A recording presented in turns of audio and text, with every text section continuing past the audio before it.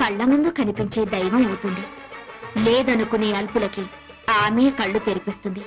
నైవేద్యాన్ని ఆ అమ్మనే పిలిచి తినిపించాడు ఓ చిన్న పూజారి. ఓం శ్రీ కనకదుర్గా దేవి దత్తాత్రేయ, నేను ట్రస్టీ గారితో మాట్లాడొస్తాను. త్వరగా నైవేద్యం పెట్టేసి మేయర్ గారింటికి ప్రసాదం పట్టుకెళ్ళాలి. నేను వేద పాఠశాలకు వెళ్ళాలి, తొందరగా రండి. అవన్నీ తర్వాత, అమ్మవారికి నైవేద్యం పెట్టాకే వెళ్ళు. నేను ట్రస్టీ గారితో ప్లేట్ల కలెక్షన్ గురించి మాట్లాడి వెంటనే వచ్చేస్తాను. ఎక్కువ మంత్రాలు చదవకుండా త్వరగా కానీ పులిహోర పైన జీడిపప్పు కదలకుండా నైవేద్యం పెట్టు.